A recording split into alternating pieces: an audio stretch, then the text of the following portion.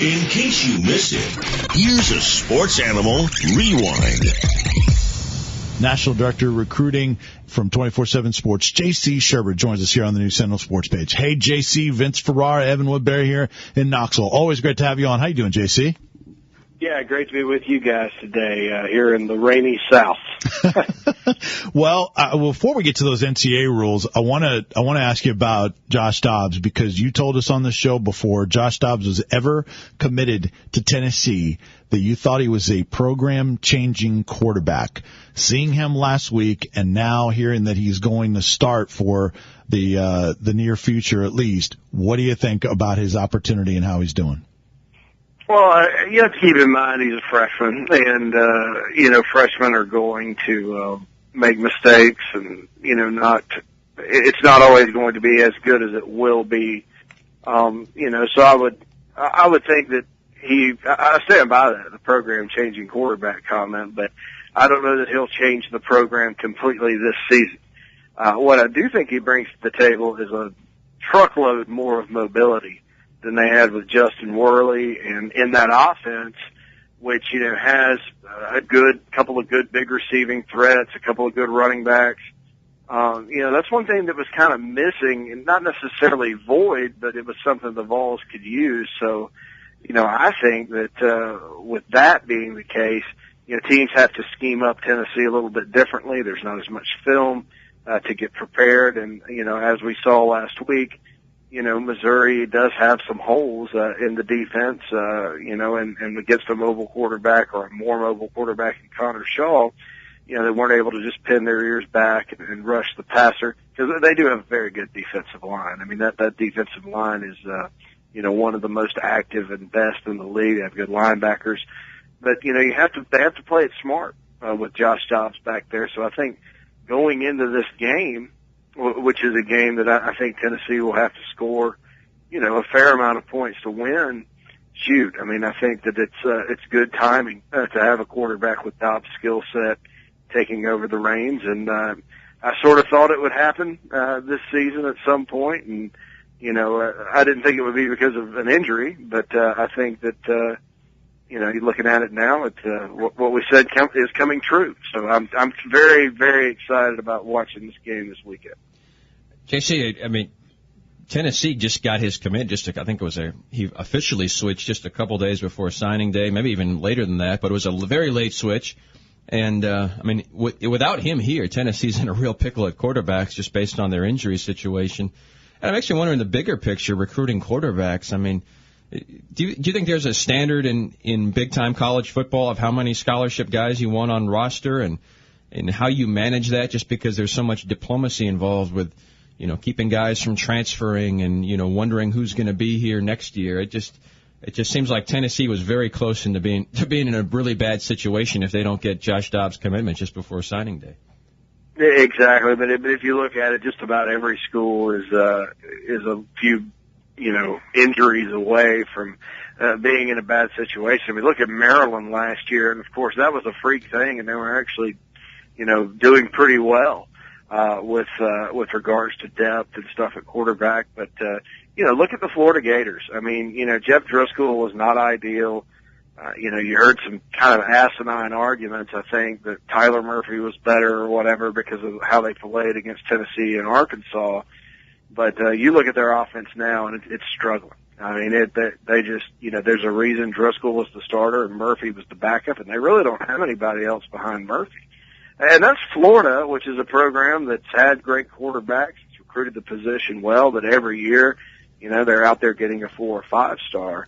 So you look at it, very few teams, and this Missouri team's actually one of them, but very few teams around the country have great depth. I think it's good to carry, 4 or 5 on your roster that you can say, not necessarily, can this guy win me a game, but can this guy allow me to be competitive? And can this guy go out there and compete and not be a liability? When you're talking about backup quarterbacks and things of that nature. So while you're right, thank goodness for Dobbs, I still think that, Tennessee's quarterback situation may be better than most and is at least middle of the pack in the Southeastern Conference. Visiting with J.C. Shurburtt, National Director of Recruiting for 24/7 Sports here on the new Sentinel Sports page. I want to go back to Dobbs because you were very high on him during the process. Give us some, because since he's a true freshman, we don't get a chance to speak to him. What were the things you liked about him? Did anything stand out in recruiting that you learned about him that made you think, all right, this kid is different, this kid is special? Well, there's a load of intangibles with him. I really like guys that play multiple sports, because I think that it teaches them at the quarterback position, because I think it teaches them to compete in a live game situation. And so much of football nowadays is off-season 7-on-7s. Those games don't matter. They don't count. It's all simulated action. So, and then if you think about it, if you're on a really good high school team, which most of these guys are, and you're blowing teams out at halftime, you're not even playing but half the game. Most of the time you're not getting hit or touched.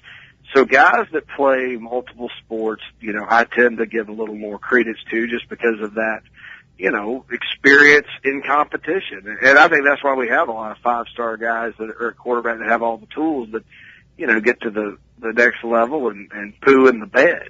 They don't have that game experience, that game competition, but Dobbs does, because he's an outstanding baseball player.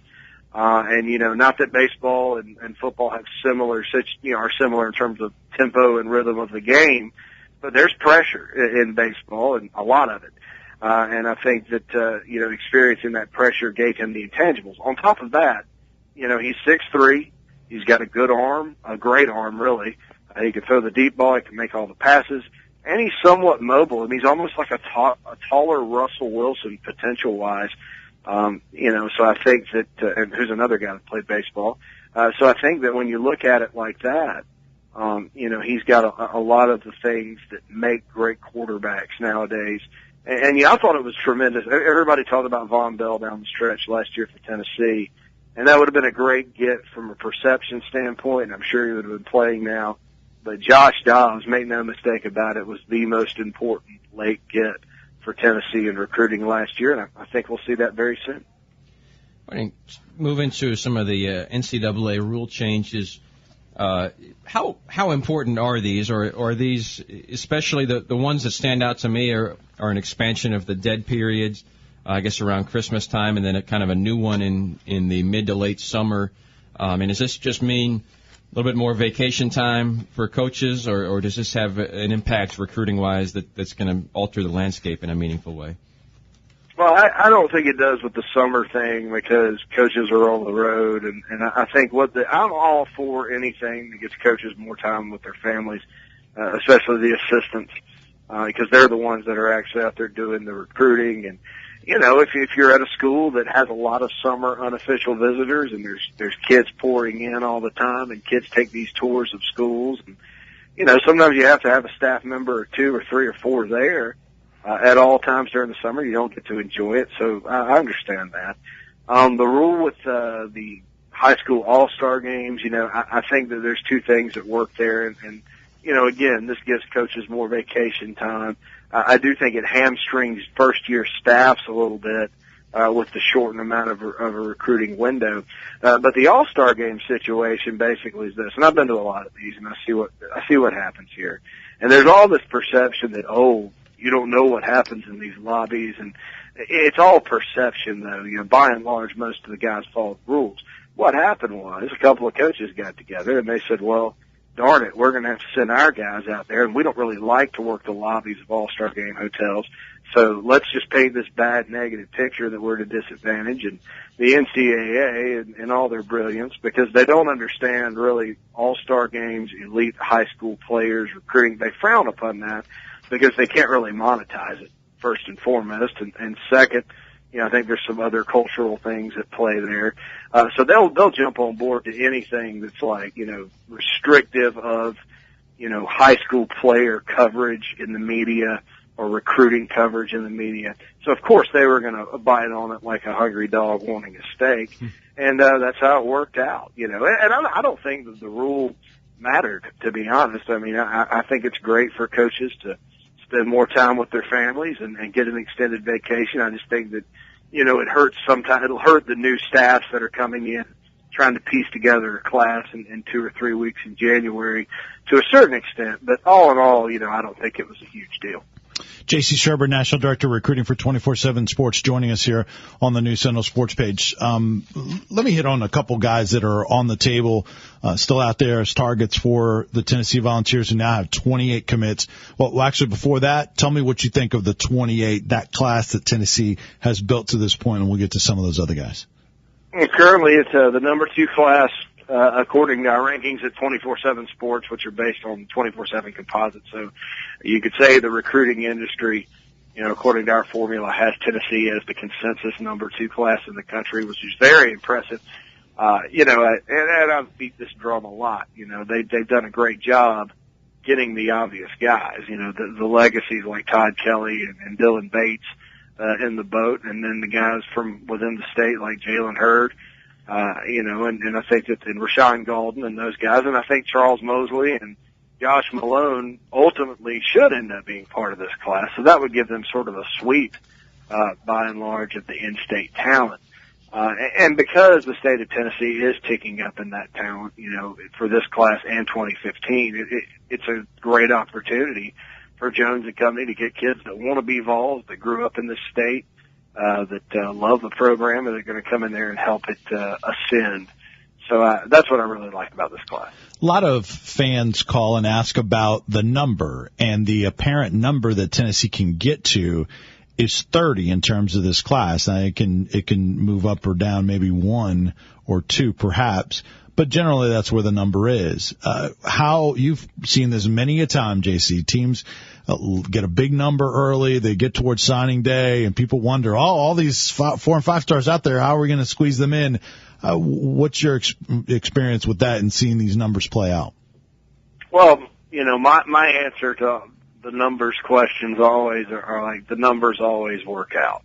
And they do. I've never seen a situation where a program's been put on probation for having too many guys on scholarship.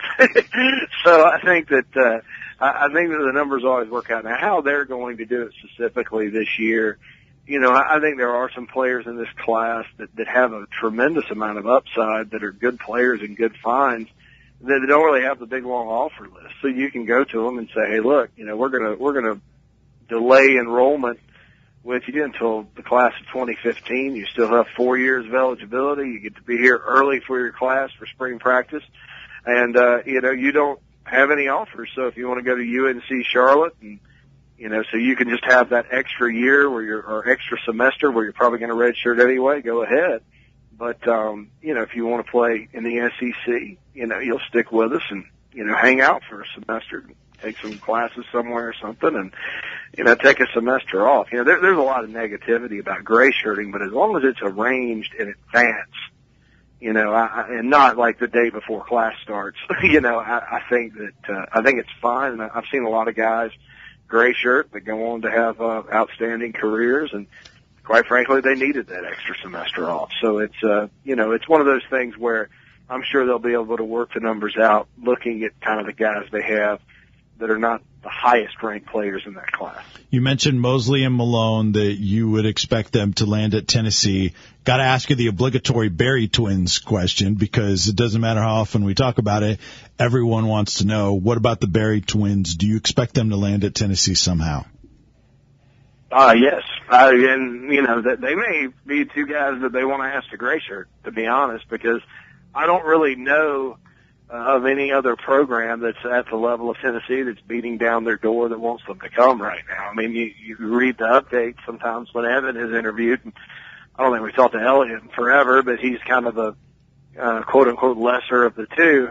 And, Evan's talking about a lot of schools that really don't have him on their board right now. So when you consider that, all signs do point to Tennessee, and I think that, it's going to depend on numbers as to, if they gray shirt or if they don't, or, kind of what the situation is there with them. Cause, they're legacies and the Vols have offers on the table, and, that's where they're going, if there's an opportunity there. So I would not ever worry about the Berry twins if I were a Tennessee fan, regardless of what happens, because, there's lots of players out there with their skill set, but I think that, it's just going to be kind of a wait and see, not so much because of their decision, but because of Tennessee and their numbers. JC Shurburtt, National Director of Recruiting for 24/7 Sports, joining us. Last thing with you, JC, there's a number of other guys that are on the board that have visited Tennessee that they're still looking at. Avery Genesee, Jerron Reed, there's DJ Petway. There's talk about Jalen McClendon, the North Carolina State commit quarterback. There's a number of other guys, Matt England, Darrell Scott. Any of those guys or any others that you feel like Tennessee's in great shape to land? I think that if Tennessee pushed for a Petway or a Jerron Reed, I think they could get them. The other guys I think are guys that, if you push, maybe you can. I mean, McClendon, is he going to go to NC State? And you look at NC State, they've got some transfer guys in there. You got Jacoby Brissett. Is he going to beat him out? And if you show them and say, hey, we just started a true freshman here at Tennessee and, we'll play you, maybe there's a chance. But, I think all those guys are 50-50, at best, depending on how hard they push. And certainly the JUCO players, that's a different kind of game because those guys come in early and you can count the numbers differently and things like that. JC, tell everyone about the website. You guys are always growing and bring tremendous insight, especially in recruiting at 24/7 Sports. Yeah, I want to just, talk about our mobile site and the fact that, today we're all getting on the internet on our phones and, some sites you can't pull up. Some sites you got to go to a different site to get the mobile version. All you have to do with us is go to 247sports.com. It pulls up. Our recruiting database is mobile friendly. Our message boards, you can stay plugged in at all times from your phone. And it's also great if your boss has us firewalled at work and you want to get on it, check out the scoop on your favorite team right there on your phone.